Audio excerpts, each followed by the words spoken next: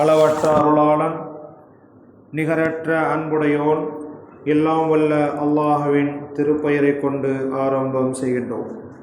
மேன்மை மிக்க அல்லாஹுவின் நல்லடியார்களே, திருமண சட்டங்கள், அதன் விளக்கங்கள் குறித்து தினமும் நாம் செய்தியை அறிந்து வருகின்றோம். அந்த அடிப்படையிலே ஒரு பெண் திருமணம் முடித்து கொள்ள வேண்டுமென்றால் அவளின் தந்தை வக்கீலாக இருக்க வேண்டும். அவளுக்கு ஒருவர் சாட்சியாகவும் ஆணுக்கு ஒருவர் சாட்சியாக இருப்பது அவசியம். இரண்டு சாட்சிதார்களும் நெருங்கிய உறவு முறையில் இருப்பது அவசியமாகும். வலி என்பவர் பொறுப்புதாரி ஆவார். அவர் இல்லாமல் திருமணம் நடைபெறக்கூடாது.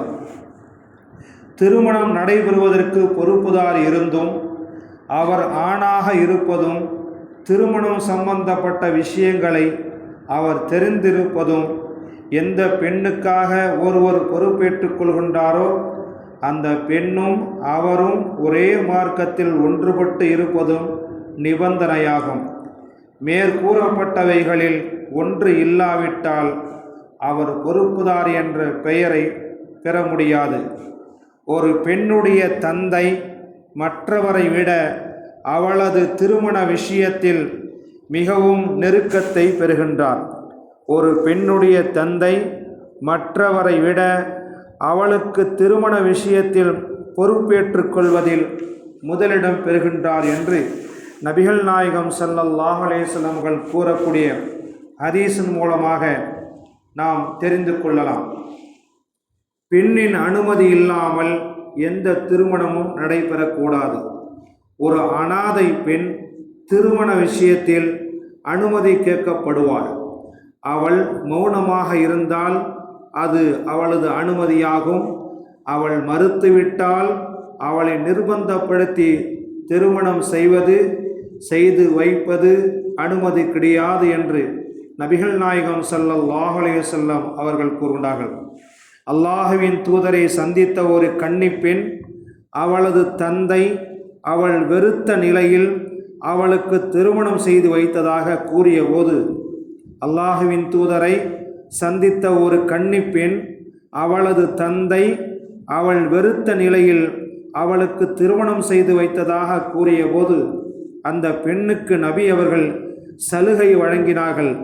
அதாவது அவள் பிரியப்பட்டால் அந்த திருமண ஒப்பந்தத்தை தொடரலாம், இல்லை என்றால் அதை விட்டு ஒதுங்கிக் கொள்ளலாம்.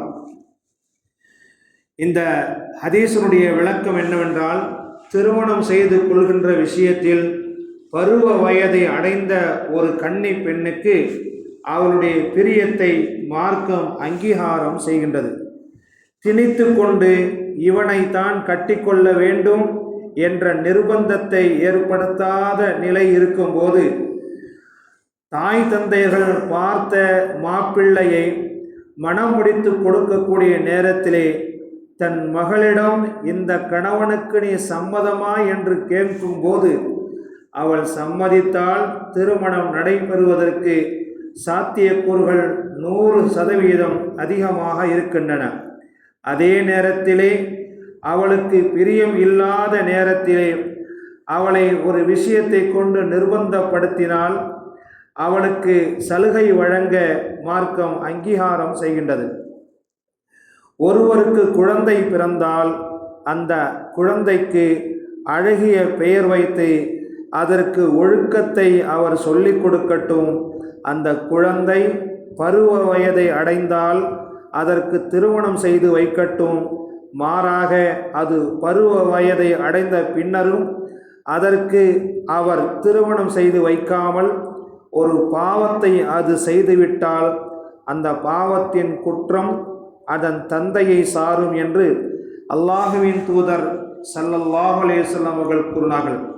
அன்சாரி கிளையை சார்ந்த ஒரு நபருடன் ஒரு புது பெண் திருமண வாழ்க்கையை தொடங்கினார். அதை கண்ட அல்லாஹுவின் தூதர் ஸல்லல்லாஹு அலைஹி வஸல்லம் அவர்கள் அனுமதிக்கப்பட்ட, தடை செய்யப்படாத, அனுமதிக்கப்பட்ட சில விளையாட்டுக்கள் உங்களிடம் இல்லையா? நிச்சயமாக புதுமண தம்பதிகள் வாழ்க்கையை தொடங்கும் போது சில விளையாட்டுக்கள் அன்சாரிகளுக்கு சந்தோஷத்தை தரும் என்று கூறினார்கள்.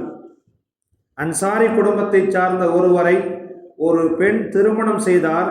பின்னர் தனது வாழ்க்கையை தொடங்குவதற்காக தனது கணவருடைய வீட்டிற்கு அந்த பெண் புறப்பட்டு செல்லும் போது புதுமண பெண்ணை மணமகன் வீட்டுக்கு அனுப்பி வைக்கிற போது பெண் வீட்டார் அந்த பெண்ணை அலங்கரித்து அழகுபடுத்தி அனுப்பி வைப்பதும், அந்த நேரத்தில் மார்க்கம் தடை செய்யாத சில பாடல்களை பெண் பிள்ளைகளை வைத்து மத்தளம் தட்டி படிப்பதும் அன்சாரிகளின் வழக்கமாக இருந்தது.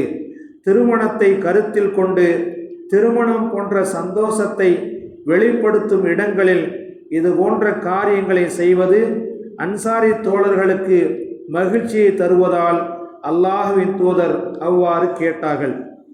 ஆனால் அதே நேரம் மார்க்கம் அனுமதிக்காத ஹராமான காரியங்களை ஆட்டம் பாட்டம் என்ற கொண்டாட்டம் என்ற பெயரில் செய்வதை ஒருபோதும் இஸ்லாம் ஏற்றுக்கொள்ளாது.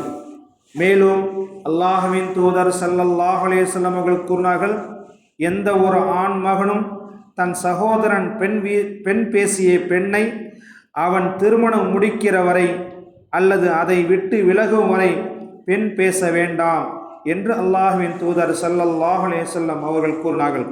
அதாவது ஒருவர் ஒரு வீட்டில் திருமணம் முடிப்பதற்கு ஆசைப்பட்டு அந்த வீட்டில் உள்ள பெண்ணை பேசும்போது மற்றவர் அதை இடைமறித்து அந்த வீட்டில் தனக்கோ தன்னை சார்ந்தவர்களுக்கோ பெண் பேசுவதை மார்க்கம் தடை செய்கின்றது. காரணம் இதனால் முதல் நபருக்கும் இரண்டாம் நபருக்கும் இடையிலே மனஸ்தாபங்கள் ஏற்பட்டு அது பகையாக மாறுவதற்கு பெரும்பாலும் வாய்ப்புகள் உண்டு. எனவே இவ்வாறு பெண் பேசுவதை நபி அவர்கள் தடை செய்தார்கள். என்றாலும் முதல் நபரின் பெண் பேச்சுவார்த்தை விடப்பட்டு விட்டால், முதல் நபர் பெண் பேசப்பட்டு அந்த பேச்சுவார்த்தைகள் விடுபட்டு விட்டால் இரண்டாம் நபர் அதே பெண்ணை பேசுவதில் குற்றமில்லை, தவறில்லை என்று நபிகள் நாயகம் ஸல்லல்லாஹு அலைஹி வஸல்லம் அவர்கள் கூறினார்கள். சுப்ஹானல்லாஹி பிஹம்திஹி சுப்ஹானக்கல்லாஹும்ம வபிஹம்திக அஷ்ஹது அன் லா இலாஹா இல்லா அன்த அஸ்தக்ஃபிருக வ அத்தூபு இலைக். சுப்ஹான ரப்பிக ரப்பில் இஸ்ஸத்தி அம்மா யசிஃபூன் வ ஸலாமுன் அலல் முர்ஸலீன் வல்ஹம்துலில்லாஹி ரப்பில் ஆலமீன்.